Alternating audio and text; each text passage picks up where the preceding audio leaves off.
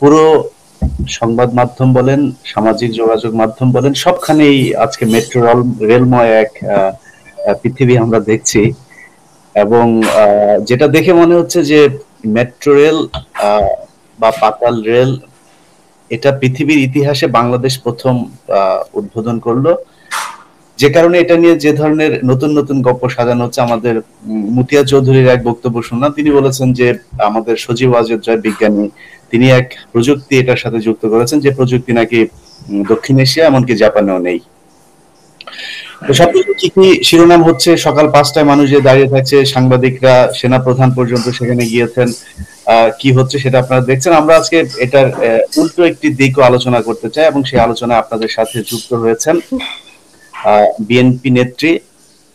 তিনার আসলে কতগুলো পরিচয় দিব আমি জানি না। আপনাদের খুব প্রিয় মানুষ, খুব খুব প্রিয় মানুষ, আমার নিজেরও ব্যক্তিগত খুবই প্রিয় একজন মানুষ, অত্যন্ত সুবক্তা। তার সামনে আমি উপস্থাপন করতে গিয়ে ভয় পাচ্ছি। তো তিনি আপনাদের সাথে আছেন, আমাদের সবার প্রিয় রুমিন আপা। আসসালামু আলাইকুম। ব্যারিস্টার রুমিন ফারহানা, আমরা যা বলছিলাম আপনি নিশ্চয়ই শুনছিলেন, যে মেট্রো রেলের, আমি আপনার সাথে কালকে যখন যোগাযোগ করলাম তার আগে আমি আপনার একটা ভিডিও দেখেছি, সেখানে আপনি ঠিক যথারীতি আপনি যেভাবে আলোচনা করেন সেভাবেই শ্রুতি মধুর কিছু আলোচনা করছিলেন। যদিও যে তথ্যগুলো আমরা শুনছিলাম সেগুলো আমাদের দর্শকদের জন্য জানা খুবই জরুরি মনে করলাম, যে কারণে আপনার সাথে আজকে আলোচনায় বসা। আপনার মাধ্যমে আমরা শুনতে চাই যে মেট্রো রেল যে উদ্বোধন হলো, এটা দিয়ে বাংলাদেশ স্মার্ট বাংলাদেশের প্রবেশ করলো বলে তারা দাবি করছে, এটার যৌক্তিকতা কতটুকু?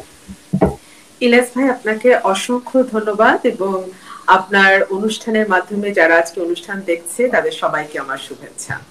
দেখুন, এই যে আজকে সকাল থেকে মেট্রো রেল নিয়ে এক ধরনের ঘোরের মধ্যে আছে বাংলাদেশ। সকাল 5টার সময় মানুষ লাইন দিচ্ছে, সেই মানুষের পেছনে সাংবাদিক দৌড়াচ্ছে, সেই সাংবাদিকের পেছনে দৌড়াচ্ছে টিভি ক্যামেরা, এবং প্রতি মুহূর্তে মুহূর্তে আমরা আপডেট পাচ্ছি যে কখন প্রধানমন্ত্রী উঠলেন, কখন টিকিট কাটলেন, সেই টিকিট আবার আমাদের দেখালেন, কখন তিনি ট্রেনে চাপলেন, ইত্যাদি ইত্যাদি। সেই গতকালকে থেকে শুরু হয়েছে এবং দিনভর আজকে এই আলোচনা চলছে। এর মধ্যে আপনি জানেন বাংলাদেশে কিছু নিউজ চ্যানেল আছে যারা আসলে বিটিভির একটা প্রাইভেট চ্যানেল হিসেবে কাজ করে, তারা প্রধানমন্ত্রী কি গান গাইলেন মেট্রো রেলে উঠে সেটাও প্রচার করা আরম্ভ করলেন। এই সবকিছুর আড়ালে পড়ে গেল যে মেট্রো রেলটা যে কি বিভৎস লুটপাটের মাধ্যমে এই প্রকল্পটি নেওয়া হয়েছে, এটা এক। আর দুই হচ্ছে সাম্প্রতিক বাংলাদেশে যে নানান রকম অরাজকতা, যে নানান রকম অর্থনৈতিক সংকট, মানুষের নাভিশ্বাস উঠে যাওয়া, দ্রব্যমূল্যের ঊর্ধ্বগতি, সবকিছু থেকে অন্তত 2-3 দিনের জন্য হলেও মানুষের দৃষ্টিকে সম্পূর্ণ অন্যদিকে ফিরিয়ে দেওয়া। এবং আমি মনে করি খুব পারপাসফুলি এটা করা হয়েছে। ইলিয়াস ভাই, আপনিও নিশ্চয়ই আমার সাথে একমত হবেন যে মিডিয়াগুলোকে এমন ভাবে ব্যবহার করেছে সরকার, এবং আমি বলবো যে কিছু মিডিয়া যেমন ইচ্ছাকৃতভাবে নিজেরা ব্যবহৃত হয়েছে, এবং কিছু মিডিয়া কিন্তু হয়তো তাদের অতটা ইচ্ছাও ছিল না, কিন্তু দে ওয়্যার ইনস্ট্রাক্টেড, এবং সামহাউ তারা বাধ্য হয়েছে এভাবে প্রচার করতে। একদম প্রতিটা মুহূর্তের আপডেট, পদ্মা সেতুর যেমন প্রতিটা পিলার বসার সঙ্গে সঙ্গে একটা করে আপডেট পেয়েছি, ঠিক সেরকম প্রতিটা মুহূর্তের আপডেট আমরা মেট্রো রেলের ক্ষেত্রে দেখেছি। যদিও আজকে সকালবেলা 8টার সময় যে ট্রেনটি ছাড়বার কথা ছিল সেটি 8টার সময় ছাড়তে পারেনি। আপনি জানেন যে টিকিটের মেশিন কলাপস করেছিল এবং কাজ করেনি। 8:30টার সময় সেই বিসমিল্লাহ হয়েছে। সুতরাং বিসমিল্লাতে এক ধরনের গলদ দিয়ে এটা শুরু হয়েছে। এরপরে তো লুটপাটের কথায় আপনার সাথে আমরা আসবোই আলোচনায়। আচ্ছা, আমি আমার একটা কিউরিওসিটি থেকে জানা, আপনি দেশের বাইরে থেকে পড়াশোনা করেছেন, লন্ডনে ছিলেন, আমি নিজেও এখন বাইরে আছি, যদিও ডিজিটাল দেশ না, আমরা অ্যানালগ কান্ট্রিতে আছি, এখনো ডিজিটাল স্মার্ট ওই দেশে ঢুকতে পারি নাই। মেট্রো রেল কি বাংলাদেশে এটাই প্রথম, বা অন্যান্য দেশে কি এটা এসছে কিনা এর আগে? আমি যতদূর জানি, আমি আপনার সাথে আলোচনাও করছিলাম বিষয়টি নিয়ে, আমরা হাসছিলাম যে ইংল্যান্ডে প্রায় 200 বছর আগে মেট্রো রেল এসছে, এবং ইউরোপের অন্যান্য দেশগুলোতেও মোটামুটি সেরকম সময়ই। জি, ইংল্যান্ডে 1863 সাল, ইউএসএ তে 1904 সালে, তারপরে কানাডাতে 1954 সালে মেট্রো রেল চালু হয়। এমনকি আমাদের ঘরের পাশে ভারতেও এসছে বহু আগে, এবং পাকিস্তান, যে পাকিস্তানের কথা বললে অনেকেই নাক সিটকান, যদিও আবার এই সরকারি হাড়ি ভাঙা আম পাঠায় পাকিস্তানের কাছে। তো যাই হোক, সেই পাকিস্তানেও কিন্তু মেট্রো রেল চলে এসছে আরো আগে, এবং বাংলাদেশের চেয়ে কম খরচে। আমাদের দেশের যে মেট্রো রেল হলো, এই মেট্রো রেলের খরচের সাথে আপনি বলছিলেন ভারত, পাকিস্তান বা অন্যান্য দেশের, তাদের সাথে যে খরচের যে তারতম্যটা, এটা কেমন? ইলিয়াস ভাই দেখুন, আমাদের দেশে প্রকল্প হাতেই নেওয়া হয় লুটপাটের পরিকল্পনা নিয়ে। দেখুন, আপনার যদি উদ্দেশ্য থাকতো ঢাকায় যে তীব্র যানজট সেটা নিরসন করা, মানুষের জীবনে যে দুর্ভোগ সেটা লাঘব করা, তাহলে কিন্তু আপনি মেট্রো রেলে যেতেন না। গবেষকরা বলছে 4টা ধাপ আছে। প্রথম ধাপ হচ্ছে ফুটপাথ, দ্বিতীয় ধাপ হচ্ছে আপনার গণপরিবহন, তৃতীয় ধাপ হচ্ছে র্যাপিড বাস সার্ভিস, চতুর্থ ধাপ হচ্ছে এমআরটি বা মেট্রো রেল সার্ভিস। সেই জায়গায় আপনি ফুটপাথ দখল মুক্ত করতে পারেননি, ফুটপাথ ব্যবহারযোগ্য নয়। মানুষ যে হেঁটে এক জায়গা থেকে আরেক জায়গায় যাবে, আপনি বিদেশে আছেন, আপনি জানেন যে আপনারা ব্লকের পর ব্লক হাঁটেন। আমরা কিন্তু কাজের কর্মক্ষেত্রে কাছাকাছি বাসা নেই, এবং আমরা কিন্তু হেঁটে কর্মক্ষেত্রে যেতাম যখন আমরা বিদেশে ছিলাম, হেঁটে ইউনিভার্সিটিতে যেতাম, হেঁটে কলেজ করতাম। আপনারাও তাই। বাংলাদেশে একটা ফুটপাথ আপনি দেখান যেটা ব্যবহারযোগ্য না, ব্যবহারযোগ্য করার কোনো চেষ্টাও হয়নি, বরং ফুটপাথ গুলো ইজারা দিয়ে কোটি কোটি টাকা সরকারি দলের পাতি নেতা থেকে শুরু করে মন্ত্রী পর্যন্ত তার ভাগ যায়। সুতরাং ফুটপাথকে ব্যবহারযোগ্য রাখা হয়নি বাংলাদেশে। আসুন গণপরিবহনের কথায়। বাংলাদেশে গণপরিবহন গুলোকে বহু বছর ধরে বলা হচ্ছে যে একটা কোম্পানির আন্ডারে এনে এগুলোতে একটা নিয়ম শৃঙ্খলার মধ্যে নিয়ে আসা, তার ধারে কাছে সরকার যায়নি। বলা হচ্ছে র্যাপিড বাস ট্রানজিট, যেটা হ্যাঁ, সেই র্যাপিড বাস ট্রানজিট, সেই ব্যবস্থাও গত 1.5 দশক, আপনি শুনলে অবাক হবেন যে গবেষকরা বলেন 9 মাস থেকে 1.5 বছর পর্যন্ত নাকি এই র্যাপিড বাস ট্রানজিটের মানে প্রকল্প নিয়ে সেটা শেষ করতে সময় লাগে 9 মাস থেকে 1.5 বছর। বাংলাদেশে গত 1 দশক ধরে এই প্রকল্প, এই প্রস্তুতি চলছে, এখনো পর্যন্ত তারা সম্পন্ন করতে পারে নাই। এর মধ্যে উত্তরাতে একটা গার্ডার ভেঙে এক পরিবারে মানুষ নিহত হয়েছে, পুরো পরিবার শুদ্ধ, গাড়িতে যতজন ছিল প্রত্যেকে নিহত হয়েছে গার্ডার পড়ে গিয়ে। তো এখনো 10 বছর ধরে আমরা সেটা শেষ করতে পারি না। ওয়্যারাজ আমাদের ঘরের পাশে পাকিস্তান, তারা 3 বছরের মধ্যে 3টা এরকম র্যাপিড বাস ট্রানজিট তারা তৈরি করে ফেলেছে। তাদের সময় লেগেছে 1.5 বছর থেকে 2 বছরের মধ্যে তারা করে ফেলেছে।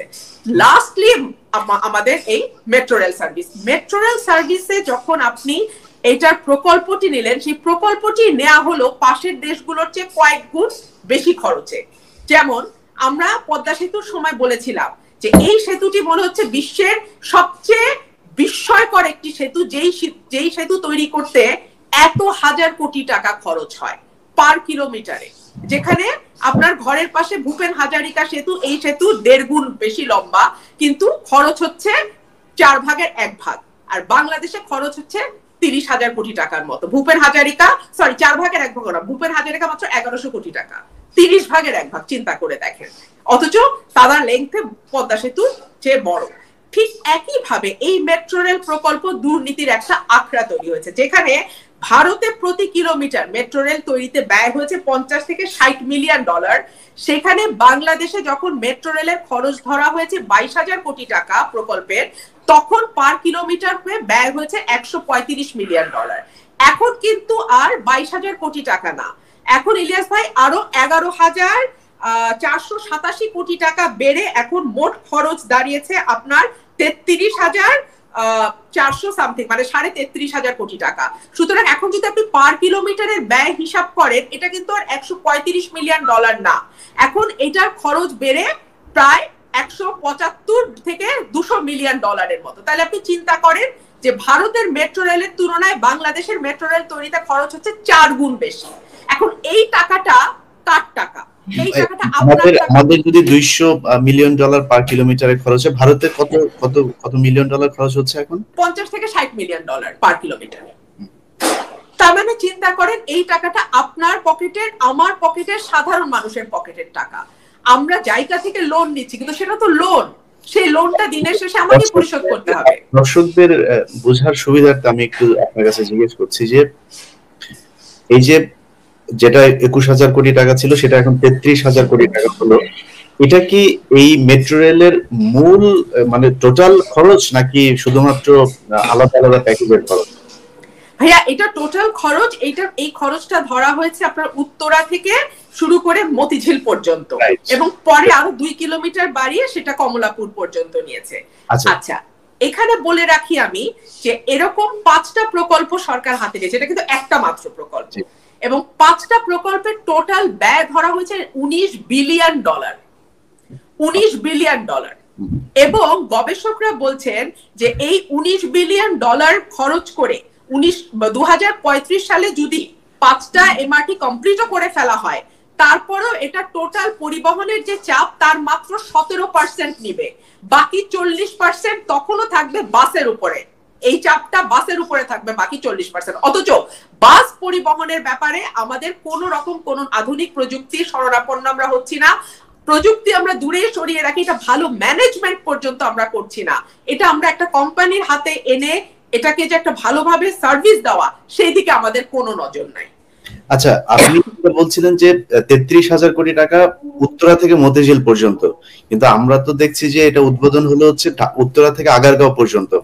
তাহলে বাকি যে জায়গাটুকু এখনো বাকি আছে, 1 নম্বর প্রশ্ন হচ্ছে সেটা বাদ রেখেই কেন উদ্বোধন করা হলো?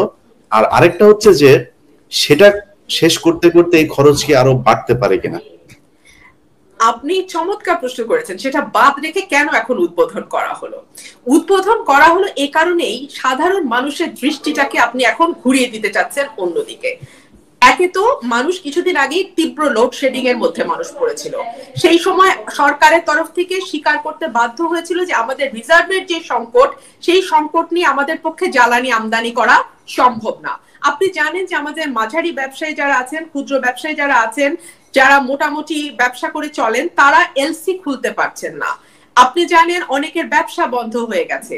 আমি তো মার্কেটগুলোতে ঘুরি এবং আমি জিজ্ঞেস করি কি অবস্থায় তারা চলছে। আমি গণপরিবহন ব্যবহার করি, আমি বাসে চড়ি, রিক্সায় চড়ি, আমি টেম্পোতে চড়ি, আমি উবারে চলি, এবং আমি যখন জিজ্ঞেস করি মানুষ কেমন আছে, সাধারণ মানুষের চোখে আমি হতাশা দেখি, সাধারণ মানুষের চোখে আমি চিন্তার ভাঁজ দেখি, এবং তারা বলেন যে আপু আমরা ধরেন 15,000 টাকা ফর এক্সাম্পল কারো ইনকাম, সেটা দিয়ে 6 মাস আগে সে যেভাবে সংসার মেনটেন করতে পারতো, এখন দাঁড়িয়ে সে বলছে আমি আর সেভাবে মেনটেন করতে পারছি না, আমাকে খাওয়ার খরচ কমাতে হচ্ছে। কারণ আপনি জানেন দরিদ্র বা নিম্ন মধ্যবিত্ত মানুষ কিন্তু প্রথমেই হাত দেয় তার খাওয়ার খরচে, কারণ তার তো আর খরচ কমাবার আর জায়গাও খুব বেশি নাই, বাড়ি ভাড়া তো আর তার হাতে না, পরিবহন ভাড়াও তার হাতে না, সুতরাং সে পারে শুধু খাওয়ার খরচটা কমাতে, সে ওটাতে টান পড়ে তার।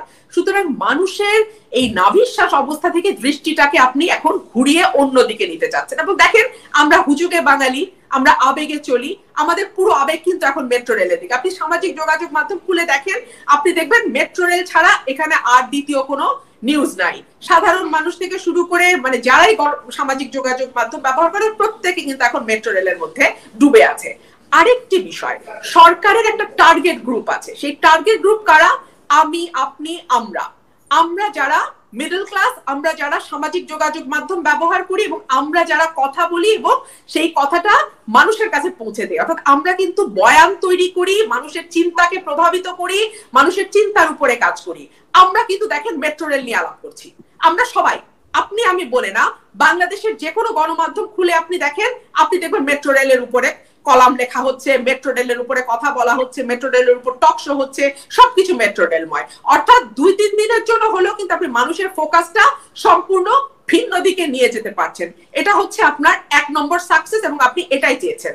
দেখবেন আরো 2টা স্টেশন উদ্বোধনের পরে আবারও কিন্তু একই রকম ভাবে একটা হই হট্টগোল করে পুরো বিষয়টাকে আবারও এই দিকে নিয়ে আসা হবে, মানুষের ফোকাসটাকে এই দিকে আনা হবে, এবং এই করতে করতে আপনার নির্বাচনের সময় কিন্তু ঘনিয়ে আসছে। এবং এই যে রাজনৈতিক অর্থনৈতিক পরিবেশে শুধু যে অস্থিতিশীল অবস্থা বিরাজ করছে তাই না, আমাদের রাজনীতিতে ভয়ঙ্কর অস্থিতিশীল অবস্থা, একটা চাপা থমথমে অবস্থা রাজনীতিতে। আপনি জানেন যে সরকারি দল অনড় অবস্থায় আছে, তারা কিছুতেই তত্ত্বাবধায়ক সরকার মানবে না, এবং বিরোধী দলের অবস্থান অত্যন্ত শক্ত যে 2014 এবং 2018 নির্বাচনের পরে আরেকটা লুটের নির্বাচন তারা দেখতে চায় না। সুতরাং সবকিছু মিলিয়ে মানুষের ফোকাসকে যত বেশি অন্যদিকে ঘুরিয়ে রাখা যায়, অর্থনীতি বলেন, রাজনীতি বলেন, এইসব দিক থেকে মানুষের ফোকাস যত সরিয়ে রাখা যায় ততই সরকারের জন্য মঙ্গল। আর আপনি বললেন যে সময় বাড়ার সাথে টাকা বাড়বে কিনা, সার্টেনলি বাড়বে। আপনি পদ্মা সেতু দিয়ে চিন্তা করেন, 2008 সালে এই প্রকল্পের খরচ ধরা হয়েছিল 10,000 কোটি টাকা। মেয়াদ যত বেড়েছে টাকা তত বেড়েছে, বাড়তে বাড়তে বাড়তে বাড়তে এটা শেষমেশ 42,000 কোটি টাকা পর্যন্ত আমি দেখেছি। পরে সেই নিউজটা সরিয়ে ফেলা হয়েছে ইলিয়াস ভাই। এই নিউজটা প্রত্যেকটা গণমাধ্যমে এসেছিল 42,000 কোটি টাকা, পরে সেটা সরিয়ে 30,000 কোটি টাকা পর্যন্ত বা 32,000 কোটি টাকা পর্যন্ত বোধহয় নিউজ আমরা দেখেছি, আপডেটেড নিউজ। 10,000 কোটি টাকার কথা যেটা বললেন তত্ত্বাবধায়ক সরকার বা বিএনপির শেষ সময়ে যে প্রস্তাবনা দেওয়া হয়েছিল, সেটা তো ইনক্লুডিং আপনার রেল সড়ক সহ। এখন যেটা 30,000 কোটি টাকা ইলিয়াস ভাই, ওটা কিন্তু রেল বাদ দিয়ে। রাইট, আমি সেটাই রেল বাদ দিয়ে প্লাস রেল যদি আপনি যোগ করেন সেটা আরো কত মানে লক্ষ কোটি টাকায় গিয়ে শেষ হবে।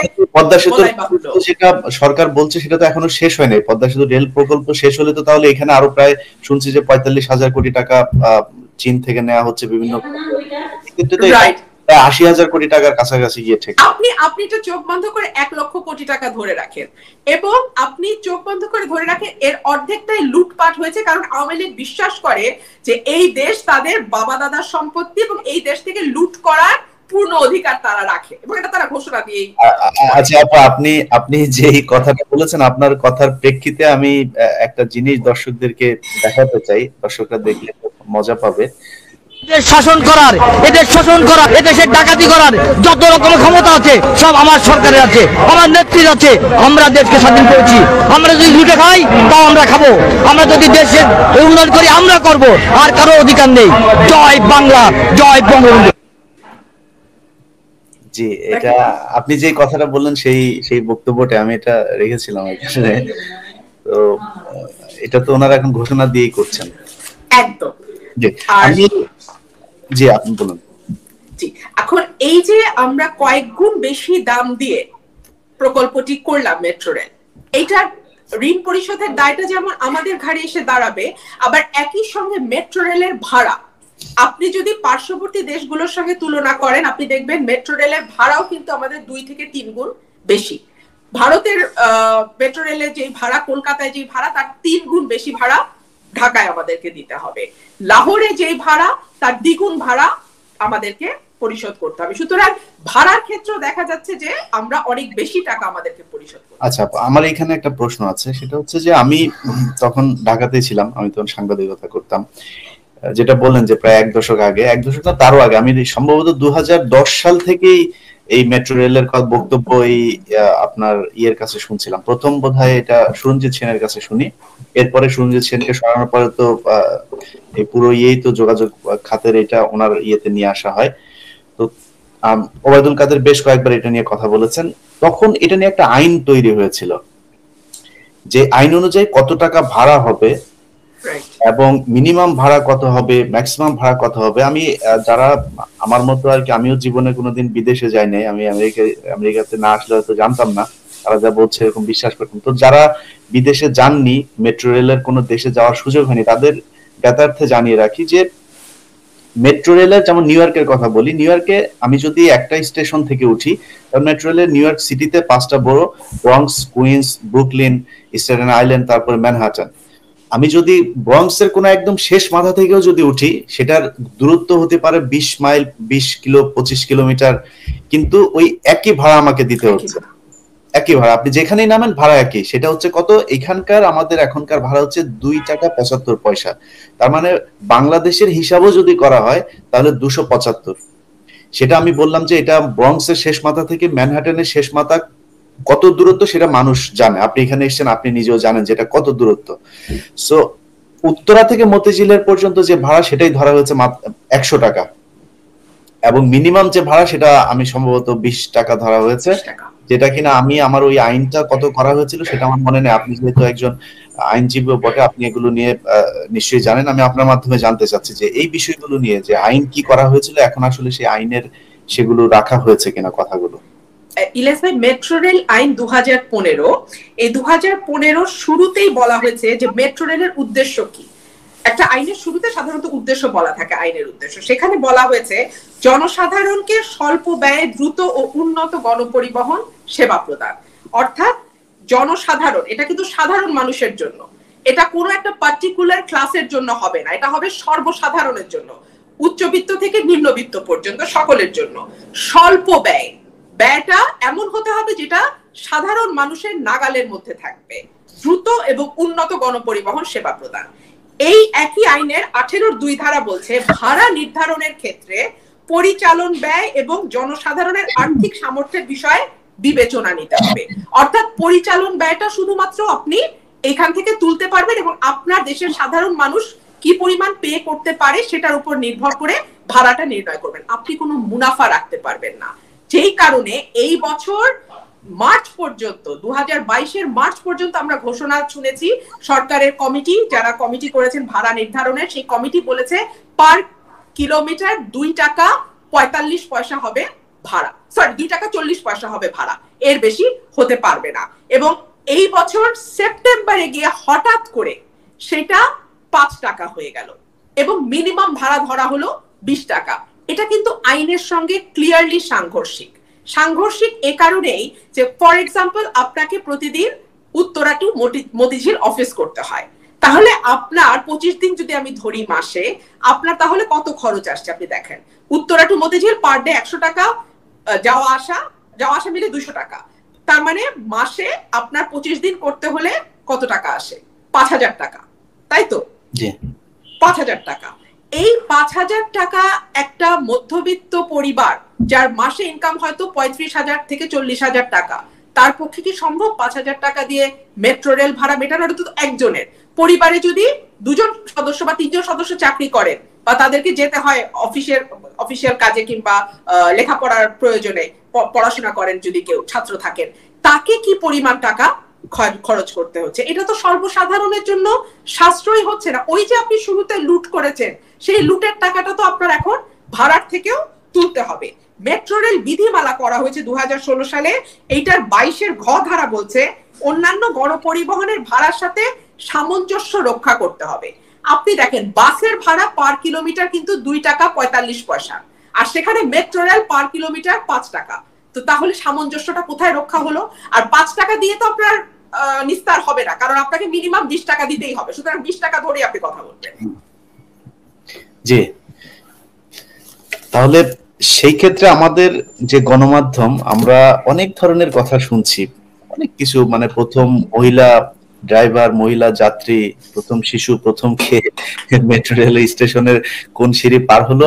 আমি আশ্চর্য হলাম যে আন্তর্জাতিক কিছু বাংলা গণমাধ্যম আছে, তারাও মানে খুবই অবাক করার মতো কাজ করলেন। যাই হোক, তো এই বিষয়গুলো নিয়ে তো আলোচনা করা খুবই প্রয়োজন ছিল। আর আরেকটা বিষয় আপনাকে জানিয়ে রাখি যে সাংবাদিকদেরকে আমরা দোষ দিচ্ছি, অবশ্যই সাংবাদিকরা নিজে থেকেই নিজেদের এই মালা তারা গলায় পড়েছেন, কিন্তু গত 26 তারিখের একটি আমার তো এখনো কলিগ যারা আছে বিভিন্ন জায়গায় কাজ করে এবং আরটিভিতে যোগাযোগ খাতে কাজ করে, এরকম একজনও, মানে ওদের ওই একটা প্রেস রিলিজ দেওয়া হয়েছে, একটা দেওয়া হয়েছে তথ্য মন্ত্রণালয় থেকে, আরেকটা দেওয়া হয়েছে যোগাযোগ মন্ত্রণালয় থেকে। দুইটাতেই তাদেরকে বলা হয়েছে অন্তত ঘন্টায় একবার মেট্রো রেল নিয়ে কোনো একটা আপডেট দিতে হবে, এবং এটা খুবই ওপেনলি সেই চিঠিটা সম্পাদক বরাবর পাঠানো হয়েছে, সবাই জানে। এবং সেটা নিয়ে তাদের অফিসে, যেহেতু সম্পাদককে কথা যদি বলে, সেটা ইমপ্লিমেন্টেশনের জন্য আপনি জানেন যে এডিটর, প্রডিউসার যারা আছে, সাংবাদিক যারা আছে, তাদেরকে তিনি এই ধরনের দায়িত্ব দেন। এটা গোপন থাকে না এই বিষয়টা। এবং এই ধরনের পদ্মা সেতুর সময় ঠিক একই কাজ করা হয়েছিল, যে মাসে কতদিন নিউজ করতে হবে প্রতিটা চ্যানেলের, এটা একটা রুটিন ওয়ার্ক হিসেবে দেওয়া হয়েছিল। তো আমি সেটাই বলছিলাম যে ভাড়ার বিষয়টা নিয়ে এবং এটার যে খরচ, এই বিষয়গুলো নিয়ে একেবারেই কোনো কথা বলা হচ্ছে না। শুধুমাত্র এই একই ধরনের গল্প পদ্মা সেতুর মতো আমরা শুনছি। এখন আপনি বিরোধী দলীয় একজন নেত্রী হিসেবে আপনারা জনগণের কাছে এই জিনিসগুলো তুলে ধরার জন্য আপনাদের কি কোনো ধরনের কোনো পদক্ষেপ আছে কিনা? ডেফিনেটলি দলগতভাবে তো আমরা বলছি, বিভিন্ন সভা সেমিনারে বলছি, গণমাধ্যমে খুব যতটুকু সুযোগ পাই সেটা ব্যবহার করছি। এবং আপনি জানেন যে আমি 1 মাস হলো আমার নিজের একটা চ্যানেল লঞ্চ করেছি, এবং সেখানেও আপনি বলছিলেন যে আপনি সেখানে শুনেছেন আমাকে বলতে।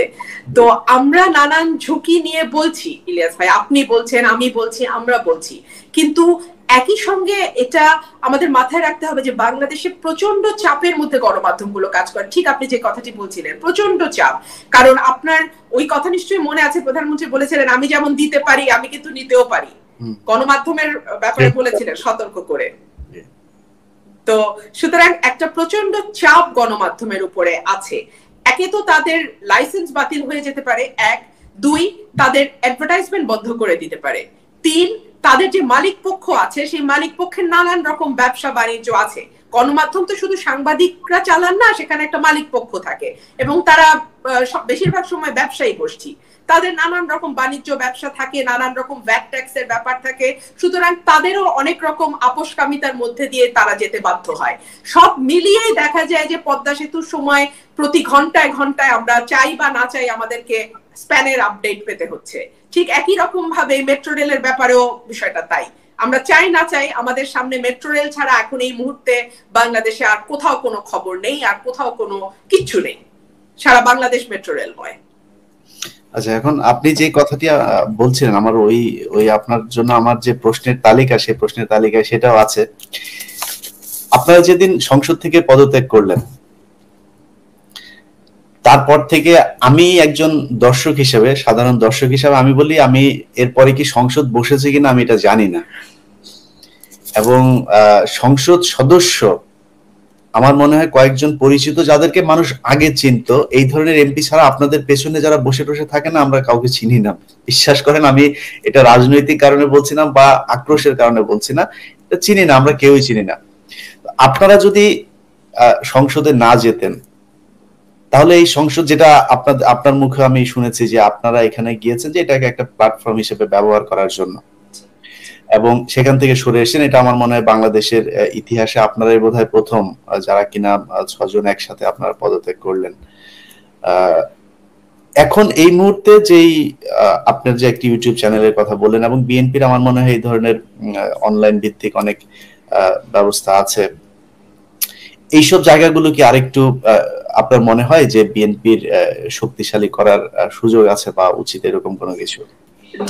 ডেফিনেটলি ইলিয়াস ভাই, এখন তো গণমাধ্যমের প্যারালালি সামাজিক যোগাযোগ মাধ্যম কিন্তু অনেক বেশি শক্তিশালী হয়ে উঠছে এবং এটা প্রতিদিন আরো বেশি শক্তিশালী হচ্ছে। সিটিজেন জার্নালিজম যেটা, সেটা এখন কিন্তু একেবারে বুমিং, এবং প্রত্যেকের হাতে হাতে ক্যামেরা। আপনি মুহূর্তে খবর পেয়ে যাচ্ছেন এবং আপনি যা বলতে চান, আপনি যা কমিউনিকেট করতে চান, সেটা মুহূর্তে কমিউনিকেটেড হয়ে যাচ্ছে। ধরুন আপনি, ফর এক্সাম্পল, আপনাকে চেনে না বাংলা ভাষাভাষী এমন কোনো মানুষ আছে বলে আমি মনে করি না, সে যেই দেশেই থাকুক, আমেরিকায় থাকুক, ইউরোপে থাকুক বা অন্য কোনো দেশে থাকুক, ডাজেন্ট ম্যাটার। ইলিয়াস হোসেনকে সবাই চেনে এবং সবাই সম্মান করে।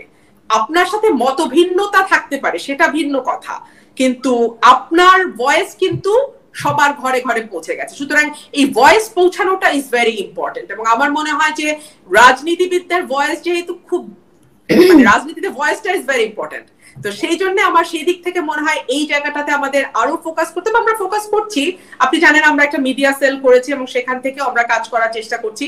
তবে আমাদের ইন্ডিভিজুয়ালিও আসলে ইনিশিয়েটিভ নিয়ে আরো বেশি কাজ করতে হবে। আপনারা তো পথিকৃৎ, আপনারা যারা মানে অনলাইন চ্যানেল শুরু করেছেন, আপনারা যারা ভেতরের খবরের ভেতরের খবর আপনারা সামনে নিয়ে এসেছেন, আপনারা তো পথটা দেখিয়েছেন। এখন আমার মনে হয় আরো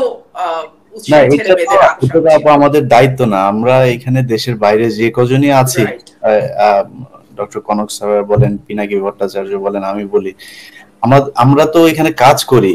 এরা যারা যেভাবে বলে যে বিএনপি এখানে হচ্ছে আমাদের টাকা দেয়, জামাত টাকা দেয়, পাকিস্তান থেকে টাকা দেয়, এদের তো গাল গল্পের তো অভাব নাই।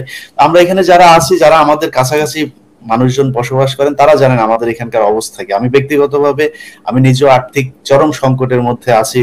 এগুলো তো, এই সমস্যাগুলো মাথায় নিয়েই কিন্তু আমরা কাজ করছি, একেবারে নিজের দায়িত্ববোধ থেকে মনে করছি যে বাংলাদেশে যারা সাংবাদিক আছে তাদের যে দায়িত্বটা পালন করা দরকার ছিল, তারা হয় করছে না বা করতে দেওয়া হচ্ছে না, যেটাই হোক, কিন্তু আমরা যেই সংবাদ দেখার দরকার সেটা দেখছি না। এটা হচ্ছে বাস্তবতা। আপনি আমার কিছুদিন আগে বনজ কুমারের যে নিউজটি আমি প্রচার করেছিলাম, সেটা নিয়ে আমি কেন আমেরিকাতে বসে 10,000 মাইল দূরে বসে এই নিউজ করব? এই খবর কি বাংলাদেশের সাংবাদিকের কাছে যায় নাই? অবশ্যই গিয়েছে, কিন্তু তারা সেটা স্কিপ করেছে, তাদেরকে সেই নিউজ করতে দেওয়া হয় নাই। তো আমার ওই জায়গাগুলো খুবই পরিষ্কার। আপনার কাছে আমরা অনেকক্ষণ সময় নিয়েছি, বাট শেষ দিকে আমার খুব গুরুত্বপূর্ণ একটি প্রশ্ন আমি জমা রেখেছি আপনার জন্য। যে ধরুন দুর্নীতি হয়েছে, যাই হয়েছে, সবকিছু মিলিয়ে এই মেট্রো রেল একটা ক্রেডিট সরকারের আছে। বিএনপি সরকারের উচিত ছিল এরকম অনেক প্রকল্প হাতে নেয়া, তারা সেই সময় কেন নেয় নাই জানি না, বা নিচ্ছিল এরকম অনেক প্রকল্প। পদ্মা সেতু নিয়েও তাদের একটা চিন্তা ছিল। বাংলাদেশের প্রথম ফ্লাইওভার বিএনপি তৈরি করেছে। যেভাবে শেখ হাসিনা এটা তৈরি করলো, এটার একটা ক্রেডিট আমরা তাকে দিচ্ছি। কিন্তু এটা যেদিন উদ্বোধন করতে গেল, তার আগে ডিএমপি থেকে 7টা শর্ত দেওয়া হয়েছে। আপনি নিশ্চয়ই সেই শর্তগুলো দেখেছেন। সেই শর্তগুলোর ভেতরে খুব হাস্যকর কিছু কথা আছে, যেমন বাসার ছাদে কেউ কাপড় শুকাতে দিতে পারবে না, ওই এলাকার কেউ বাসার ছাদে যেতে পারবে না, 28 তারিখ পর্যন্ত ওই এলাকায় নতুন ভাড়াটিয়া যেতে পারবে না, 29 তারিখ পর্যন্ত এখানে নতুন দোকানপাট বন্ধ থাকবে, অফিস আদালত বীমা সব বন্ধ থাকবে। আমি কিছু বক্তব্য দেখছিলাম, মানুষ সেখানে এসছে, তারা নানান কাজে এসে, যেমন বিআরটিএ খোলা ছিল, পাসপোর্ট অফিস খোলা ছিল, এইসব জায়গাগুলোতে মানুষের আপনার অ্যাপয়েন্টমেন্ট ছিল, তারা এসে সেই অ্যাপয়েন্টমেন্ট মিস করেছে, এসে দেখে যে সেগুলো বন্ধ, কিন্তু তাদেরকে কোনো নোটিশ দেওয়া হয় নাই। এবং এই অ্যাপয়েন্টমেন্ট তারা হয়তো 1 মাস আগে নিয়েছে, এখন আবার কবে পাবেন সেটার কোনো খোঁজ খবর নাই। কিন্তু প্রধানমন্ত্রী হিসাবে উনি তো পৃথিবীর এখন সবচেয়ে বড় 2 নাম্বার প্রধানমন্ত্রী, মানে সুনামের দিক থেকে 2 নাম্বার আর কি। তো কাকতালীয় ভাবে 2 নাম্বার মিলে গিয়েছে আর কি। তো এখন এই যে জনপ্রিয়তার দিক থেকে উনি 2 নাম্বার একজন প্রধানমন্ত্রী, এই 2 নাম্বার প্রধানমন্ত্রী এত ভয় কেন আপা, একটু বলেন তো? দেখুন, আপনার পায়ের নিচে যখন মাটি থাকবে না, আপনার যখন দাঁড়ানোর মতন কোনো খুঁটি থাকবে না, তখন কিন্তু আপনি যে কোনো কিছুতে ভয় পাবেন। রজ্জুতে সর্পভ্রম হবে, দড়ি দেখলে সাপ মনে করে আপনি আটকে উঠবেন। উনি নিজে জানেন, ওনার দল জানে যে ওনাদের জনপ্রিয়তা কোথায় গেছে, সাধারণ মানুষ ওনাদেরকে কি চোখে দেখে। মানুষের ভোটে ক্ষমতায় আসা তো অনেক পরের কথা, অনেক পরের কথা। ওনাদের আজকে ক্ষমতা থেকে নামলে কালকে ওনাদের কি অবস্থা হবে সেটা ভেবে ওনারা অনেকে রাতে ঘুমাতে যেতে পারেন না, এই অবস্থা ওনাদের। না হলে আপনি রংপুর সিটি কর্পোরেশন নির্বাচন গতকালকে হলো, আপনি যদি সেটার ফলাফলটা একটু দেখেন, ফরিদপুর আর রংপুর কিন্তু আওয়ামী লীগের ঘাঁটি, এটা বিএনপির না ভাই, একেবারে শুরু থেকে এটা বিএনপির না। ফরিদপুর রংপুর বিএনপির খুব শক্ত অবস্থান কোনোদিনই ছিল না। সেইখানে ফরিদপুরে রংপুরে আওয়ামী লীগের সিটি কর্পোরেশন নির্বাচনে আওয়ামী লীগ হয়েছে 4 নম্বর, এবং তার প্রার্থীর জামানত বাজেয়াপ্ত হয়েছে। হাত পাখার মতন ইসলামী আন্দোলন পেয়েছে 50,000 ভোট, আর সেখানে আওয়ামী লীগের প্রার্থী পেয়েছে 22,000 ভোট, আর আওয়ামী লীগের বিদ্রোহী প্রার্থী পেয়েছে 33,000 ভোট। তো আপনি যদি 22,000 আর 33,000 যোগ করেন হবে 55,000, মানে সেটা দুইটা মিলিয়ে, 2 জামানত বাজেয়াপ্ত মিলায়ে ইসলামী আন্দোলনের হাত পাখার কাছাকাছি ভোট পাইছে। আর যদি বিজয়ী প্রার্থীর কথা চিন্তা করেন, সে পাইছে 1.5 লাখ ভোট। তাহলে আপনি বোঝেন যে আওয়ামী লীগের ঘাঁটি ফরিদপুর এবং রংপুর, সে রংপুরে যদি আজকে আওয়ামী লীগের এই অবস্থা হয়, তাহলে দেশের বিভিন্ন এলাকা সেখানে আওয়ামী লীগের কি অবস্থা। ওবায়দুল কাদের সাহেব সেই সিটি কর্পোরেশন নির্বাচনের পরে বলছে, এটা তো আসলে খেলা না, এটা স্থানীয় সরকার নির্বাচন, খেলা হবে জাতীয় নির্বাচনে। এটার মধ্যে দিয়ে উনি বুঝাই দিচ্ছেন যে খেলা বলতে উনি কি বোঝান। খেলা মানে যে কোনো উপায়ে নৌকার জয়, খেলা মানে জনগণের ম্যান্ডেট ছাড়া জয়, খেলা মানে পুলিশ প্রশাসন দিয়ে জয়, এটা উনি পরিষ্কার করে বুঝিয়ে দিয়েছেন। তো আওয়ামী লীগের তো ভয় থাকবেই। আওয়ামী লীগ এখন সবচেয়ে বেশি ভয় পায় দেশের মানুষকে, এবং ওরা মনে করে যে ওদের যে গোষ্ঠীগুলো টিকিয়ে রেখেছে, কিছু ব্যবসায়ী আছে, কিছু আমলা আছে, কিছু পুলিশ প্রশাসনের লোক আছে, তারা বাদ দিয়ে বাংলাদেশের আর একটা মানুষও চায় না যে তারা ক্ষমতায় থাকুক। ওই গোষ্ঠীরা চায়, বিকজ ওই গোষ্ঠীরা বিশ্বাস করে যে আওয়ামী লীগের টিকে থাকতে হবে তাদের টিকে থাকার জন্য। আওয়ামী লীগ যদি টিকে না থাকে তাহলে তারা টিকে থাকতে পারবে না, সুতরাং নিজের স্বার্থে তারা আওয়ামী লীগকে টিকিয়ে রাখার চেষ্টা করে। এইটুকু সমর্থন ছাড়া আওয়ামী লীগের আর বাইরে কোনো সমর্থন নাই। যাই হোক, প্রিয় দর্শক, আপনারা আমরা অনুষ্ঠানে সবই সমালোচনা করলাম, তারপরে আমি নিশ্চয়ই রুমিন ফারহানা আপা উনি নিজেও আমার সাথে একমত হবেন যে বাংলাদেশের প্রতিটি অর্জনই আমাদের জন্য গর্বের, এবং পদ্মা সেতু থেকে শুরু করে যাই হচ্ছে সেগুলো আমাদের টাকাতেই হচ্ছে।